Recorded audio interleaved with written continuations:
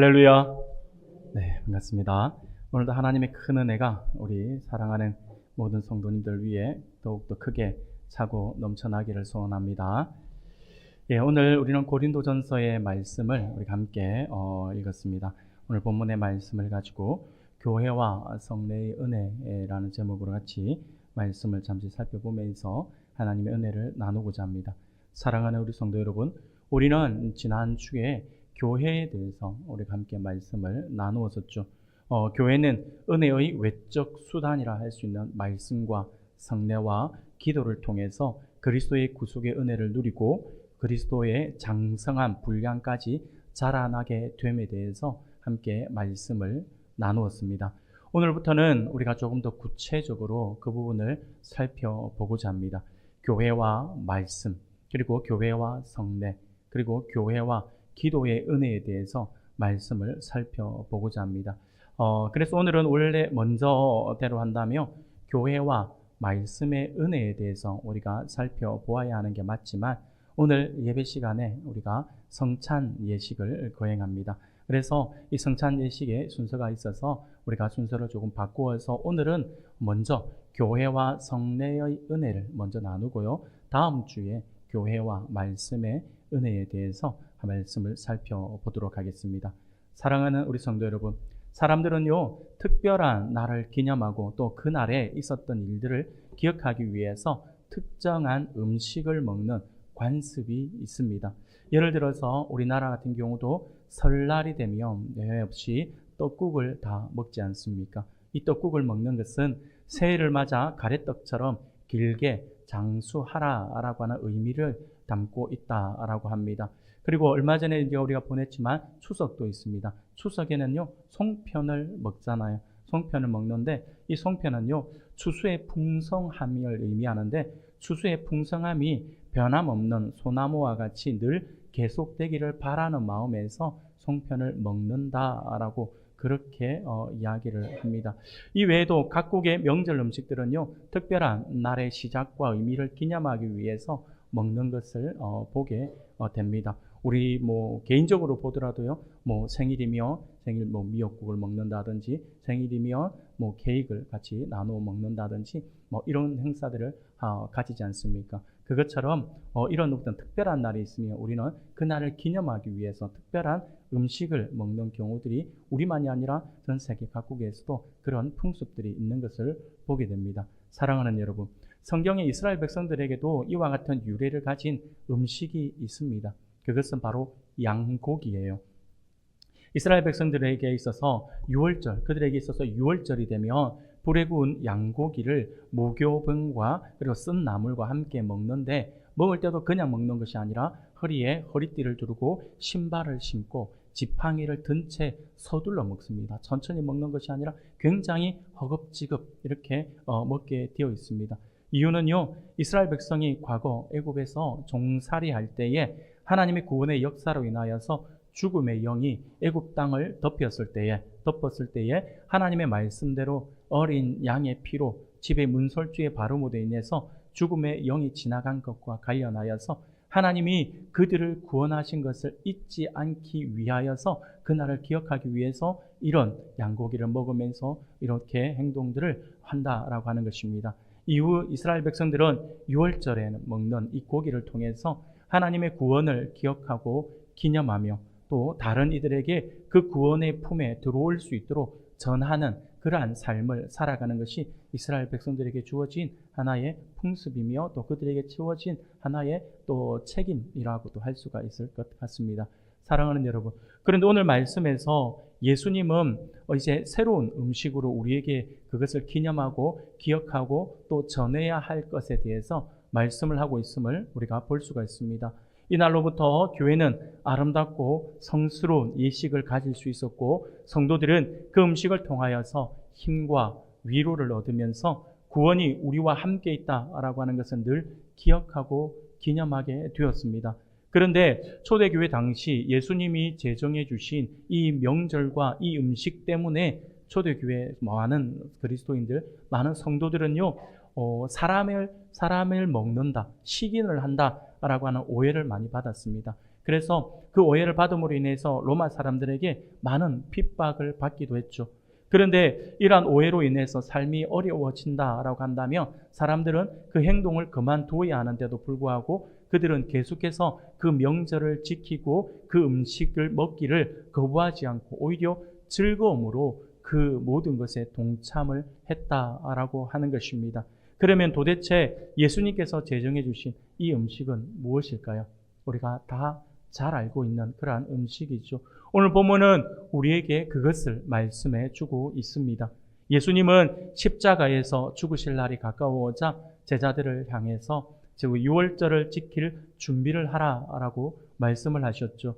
이에 제자들은요, 마가 다락방에 모였습니다. 제자들은 아마도 민족의 명절인 유월절이 가까웠기 때문에 유월절을 지키기 위해서 준비하라라고 하는 것으로 그들이 받았습니다. 그래서 그들은 틀림없이 이 유월절에 항상 그들이 늘 해왔던 것처럼 그렇게 그 음식을 먹을 것이라 생각했죠. 바로 양고기와 무교병을 먹을 것이라고 예상을 했을 것입니다. 그런데 예수님은 전혀 다른 모습을 보여주셨어요. 예수님께서는요, 떡을 들고 이렇게 말씀을 하셨어요. 오늘 본문 24절입니다. 우리가 같이 한번 읽겠습니다. 같이 읽겠습니다. 시작. 축사하시고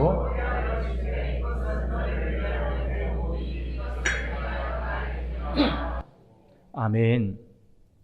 축사하시고 떼어 이르시되 이것은 너희를 위하는 내 몸이니 이것을 행하여 나를 기념하라라고 말씀을 하셨습니다. 그리고 식사하신 후에 포도주 잔을 들고서 다시 이렇게 말씀을 하시죠. 25절입니다. 25절도 우리가 같이 읽겠습니다. 식후에 또한 그와 같이 잔을 가지시고 이르시되 이 잔은 내 피로 세운 새 언약이니 이것을 행하여 마실 때마다 나를 기념하라. 아멘. 사랑하는 여러분, 예수님은 유월절을 기념하는 자리에서 떡을 자기의 몸이라고 말씀을 하시고 또 잔을 자기의 피다라고 이렇게 말씀을 하시면서 자기의 몸과 피를 마시는 이 새 언약을 지키라라고 선포를 하신 것입니다. 그리고 이 새 언약의 날에는요, 나를 기념하고 기억하라라고 말씀을 하셨어요. 왜냐하면 유월절에 이스라엘 백성들이 어린 양을 죽여서 그 피를 바르고 고기를 먹으며 애굽에서 구원받았고, 유월절은 하나님의 어린 양이신 예수님의 십자가 보혈과 찢기신 그러한 몸을 믿어 죄에서 구원받는 모든 성도를 예표하는 그림자였기 때문입니다. 그러므로 예수님의 이 말씀 마지막 만찬 후에 예수님은 자신의 몸과 피를 통해서 죄인을 구원하실 것이고 그 위대한 속죄의 사역을 기념할 새 언약을 제자들에게 전해 주신 것입니다. 당시 제자들은요, 예수님의 이러한 행동들이 이해할 수가 없었고 그 의미가 무엇인지를 그들이 몰랐습니다. 그러나 예수님께서 십자가에 달리시고 돌아가셨어요. 그리고 부활하신 후 하늘로 승천하시면서 우리 주님께서 이 땅에 다시 또 다른 보혜사이신 성령을 보내주셨죠. 성령을 보내주셨을 때 그들은 성령의 은혜로 말미암아 깨달음을 얻어서 성찬의 참 의미를 깨닫게 되었습니다. 그래서 그들은 초대교회에 이 성찬을 통해서 주님을 기억하고 기념하는 이 새 언약을 중요시하라라고 하면서 가르친 것이죠. 그런데 우리 주님이 새로이 제정해 주신 이 성만찬, 이 주님의 몸인 이 떡과 그리고 주님의 피를 의미하는 이 잔을 우리가 마심으로 우리가 이 성찬 예식에 우리가 함께 동참을 하는데, 이 성만찬을 지킴에 있어서 크게 중요한 두 가지의 키워드가 오늘 본문에 등장하고 있는 것을 보게 됩니다. 26절이에요. 26절 같이 읽겠습니다. 시작. 너희가 이 떡을 먹으며 이 잔을 마실 때마다 주의 죽으심을 그가 오실 때까지 전하는 것이니라. 아멘. 바로 우리 주님께서 성만찬을 지킴으로 크게 중요하게 우리가 이 주님의 이 성만찬에 동참함으로 말미암아 우리가 이렇게 가져야 될 아주 중요한 두 가지의 의미는 바로 기념하라라고 하는 것과 전하라라고 하는 것입니다. 이 두 가지의 키워드가 굉장히 오늘 우리들에게 중요합니다. 성만찬에, 주님의 성찬에 참여하는 모든 성도들은 이 키워드가 되는 이 두 단어를 몸소 우리가 기억하고 또 이것을 우리가 늘 삶 속에서 적용할 수가 있어야 할 것입니다. 기념하는 것과 전하는 것이죠. 먼저 성만찬은요, 그리스도의 몸을 기념하는 것이에요. 그리고 그리스도의 피로 세우신 새 언약을 기념하는 것입니다. 그리스도의 몸과 피를 기념하라라고 하는 것은요, 그리스도의 속죄 사역을 생각하고 늘 그것을 잊으면 안 된다라고 하는 거죠. 우리가 어떤 은혜 가운데에서 이 자리에 있게 되었는지, 그리고 우리가 어떤 은혜 가운데에서 우리가 구원함을 입었는지를 우리가 늘 기억해야 한다라고 하는 거죠. 그것을 기억만 할 것이 아니라 기념하면서 주님 앞에 늘 감사하는 그러한 모습을 가져야 한다라고 하는 것입니다. 우리는 마냥 내가 잘나서 구원받은 게 아니에요. 내가 잘나서 하나님의 택감을 입은 것이 아니라 오직 하나님의 전적인 택하심 가운데에서 우리가 그 은혜 가운데서 우리가 구원함을 받았다라고 하는 사실을 절대로 잊어서는 안 될 것입니다. 그래서 성찬이라고 하는 이 예식을 통하여서 우리가 우리 주님의 몸을 취하고 우리 주님의 피를 취함으로 주님과 연합, 하나됨을 통하여서 주님을 품고 주님을 위해서 살아가겠노라고 다짐하는 그러한 시간이 되어야 한다라고 하는 거죠. 두 번째로 성만찬은요, 주의 죽으심을 그가 오실 때까지 전하는 것이다 라고 하는 것입니다. 그리스도의 몸과 피를 먹고 마시는 행위를 통해서 몸을 찢으시고 피를 쏟으신 그리스도의 속죄 사역을 기억하고 그 속죄 사역의 진리를 전하는 것이야말로 성만찬의 모체라고 할 수가 있습니다.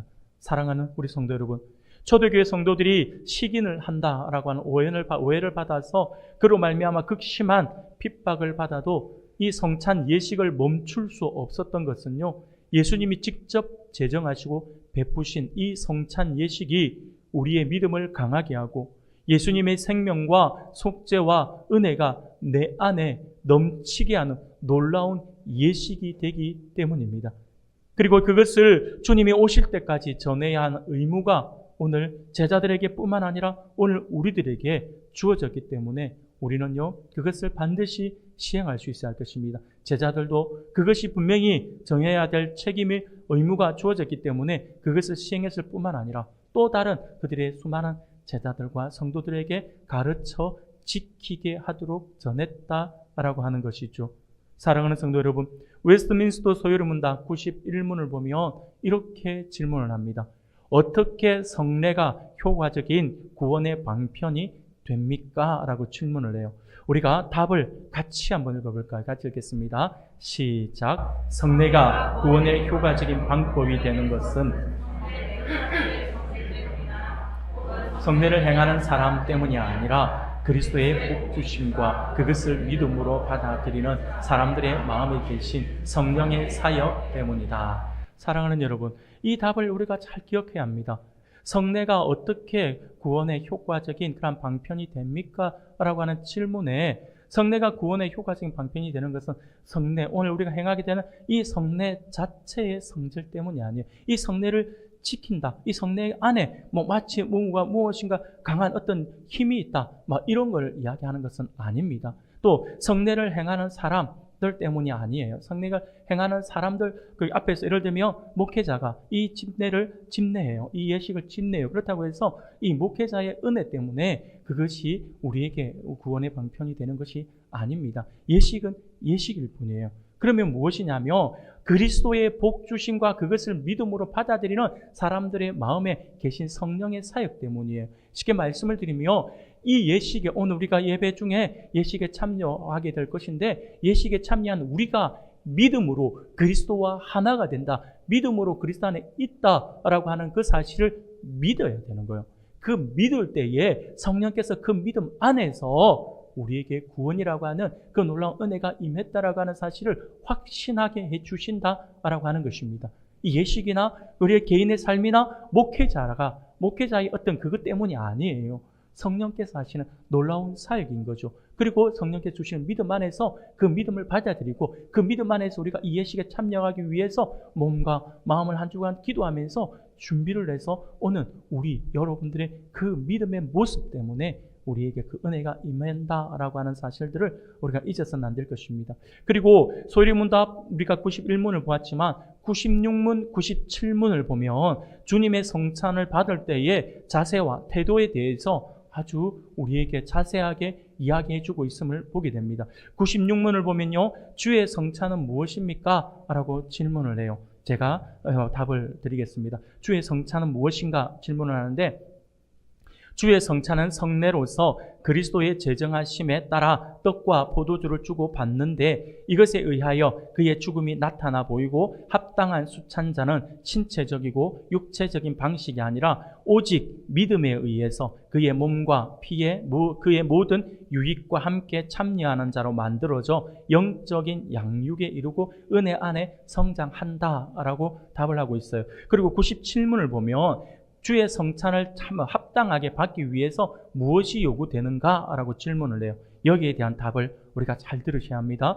주의 성찬에 합당하게 참여하려는 자들에게 요구되는 것은 주의 몸을 분별하는 지식이 그를 먹는 믿음이, 그리고 회개와 사랑과 새로운 순종이 자신들에게 있는지를 살펴야 하며, 합당하지 않게 참여하여 자신들에 대한 심판을 자초하지 않도록 해야 한다라고 하는 것입니다. 우리가 미리 준비를 해야 한다라고 하는 거죠. 미리. 그래서 여러분들 성찬식은요, 오늘날 우리 한국교회에서 성찬식은 항상 한 주 전에 미리 광고가 주어집니다. 다음 주에 합니다라고 하는 것을 그냥 다음 주 소식으로 전하는 것이 아니라 다음 주에 합니다라고 하는 광고를 함으로 성도들이 한 주간의 삶을 돌아보면서 조금 더 이 예식에 참여하기 위해서 우리가 노력을 하고 정결한 삶, 거룩한 삶, 경건한 삶을 살아가고자 하고, 우리 안에 죄가 있다면 하나님 앞에 내어놓고 회개하는 시간들을 통해서 우리가 이 예식에 참여함에 전혀 부족함이 없는 그런 모습으로 나와야 한다라고 하는 거죠. 사랑하는 우리 성도 여러분, 우리 성도가 성찬에 참여할 때는요, 믿음으로써 그의 몸과 피에 참여해야 하며 회개와 사랑과 순종함에 대하여 스스로 살피면서 분별함 가운데 참여해야 합니다. 그렇지 않으면 결국 무엇이라고 이야기합니까? 정죄함을 자청하게 될 것이다 라고 이야기를 합니다. 이와 같이 이 성찬 예식이 이토록 중요한 예식이기 때문에 교회는요, 세례 받은 성도만이 성찬에 참여할 수 있도록 했다라고 하는 것입니다. 성찬은 믿음으로써 그의 몸과 피에 참여하는 것으로서 사랑과 순종함에 대해 스스로 살펴 참여하지 않으면 하나님의 심판을 자초하게 된다라고 하는 사실을 결코 잊어서는 안 된다라고 하는 것이죠. 사랑하는 성도 여러분, 그렇습니다. 어떻게 보면 우리가 설교의 말씀을 하잖아요. 설교의 말씀을 듣는 것은요, 보이지 않는 말씀을 우리가 받아 먹고 누리는 거예요. 귀로만 듣지만 우리가 눈에 보이진 않잖아요. 선포되는 말씀 보이지 않잖아요. 그래서 보이지 않는 말씀을 우리가 먹고 누리는 것이 설교의 말씀의 시간이다라고 하는 거죠. 그런데 설교가 그렇다라고 한다면 성찬은 다릅니다. 성찬은요, 눈에 보이는 예식이에요. 그래서 보이는 말씀을 먹고 누리는 것이라고 할 수가 있습니다. 보이는 말씀과 보이지 않는 말씀이 나의 영을 살찌우고 성장하게 한다라고 하는 것이죠. 사랑하는 우리 성도 여러분, 하나님의 택한 백성으로서 주님이 직접 제정하시고 놀라운 은혜와 능력을 주시는 이 세례와 성찬, 곧 성례를 사모할 수 있기를 바랍니다. 그러므로 혹시 세례를 받고 성찬에 참여하고 있지만 아무런 감흥도 없이 사모함도 없이 받는 성도들이 있다라고 한다면, 예수님의 몸과 피를 먹고 마시기 위해 그분이 우리에게 행하신 십자가의 희생과 우리에게 주신 사랑이 얼마나 큰지 묵상할 수 있기를 바랍니다. 그것을 묵상하며 참여해야 할 것입니다. 하나님의 나라 백성은 교회 안에서 바른 성례의 시행과 참여를 통해서 약속된 은혜를 반드시 누릴 수 있음을 결코 우리가 잊어서는 안 될 것입니다. 이것은 분명한 하나님의 약속입니다. 사랑하는 여러분, 예수님이 이 땅에서 사역하실 때에 많은 무리가 예수님을 따라다녔죠. 그러나 예수님은 그분을 신실하게 따르는 12 제자를 따로 구별하여 세우셨습니다. 그리고 그들을 따로 구별하여 세우면서 주님을 따르는 수많은 군중들과는 다르게 따로 구별하였다라고 하는 사실 우리가 잘 알고 있습니다. 그렇다면 군중과 제자의 차이가 무엇일까요? 오병이어의 기적을 통해 기록하고 있는 요한복음 6장 66절부터 68절까지의 말씀을 보며 이 부분에 대해서 아주 자세하게 우리에게 말씀을 해주고 있습니다. 우리가 같이 한번 없나요? 예, 죄송합니다. 그럼 저 혼자 열심히 읽고 여러분들 열심히 집중해서 들어주시면 감사하겠습니다. 예. 요한복음 6장 66절부터 68절까지의 말씀입니다. 그때부터 그의 제자 중에서 많은 사람이 떠나가고 다시 그와 함께 다니지 아니하더라. 예수께서 12제자에게 이리도 가려느냐? 시몬 베드로가 대답하되 주여 영생의 말씀이 주께 있사오니 우리가 누구에게로 가오리까? 아멘. 예. 제가 없냐 했더니 방송 시작해서 너무 해맑게 보고 있어가 제가 전달 안 했나 했더니 예. 감사합니다. 해맑은 얼굴에 제가 위로가 됩니다.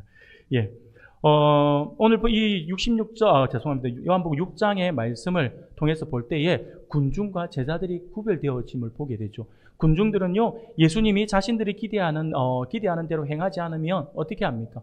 떠나버려요. 자기의 욕구가 충족된다든지, 자기의 만족이 있다든지, 그러면 떠나버려요. 아니요, 오히려 또 어떻게 보면 충족되지 않다라고 한다면 나의 생각과 나의 방법, 내가 상상했던 것과 다르다라고 하면 그 군중들은요 그냥 떠나버리는 거죠. 그러나 제자들은 어떻습니까? 제자들은 예수님께 생명이 있다라고 하는 사실을 알고 그분을 따른다라고 하는 것입니다. 사랑하는 우리 성도 여러분, 왜 제가 갑자기 여러분들에게 성찬 이야기를 하다가 바로 군중과 제자 이야기를 드리는 것일까요? 오늘 우리의 모습을 한번 돌아보자라고 하는 것입니다. 예수님 당시에 수많은 군중과 같이 자신이 원하는 것을 얻으려고 예수님을 따라가고 있는 것은 아닌지, 나의 만족, 나의 충족, 나의 부족함을 채우기 위해서 주님을 따르고 있는 것은 아닌지, 그렇다면 우리는 예수님을 따르던 수많은 군중 중에 한 사람이 되고 마는 것입니다. 제자들처럼 예수님이 제정하신 귀한 성찬에 우리가 바르게 참여해야 합니다. 주님처럼 주님 안에 생명이 있다라고 하는 사실을 알면서 이 성찬 예식에 그 마음으로, 그 온전한 믿음으로 참여해야 됩니다. 그것이 온전한 제자의 삶입니다.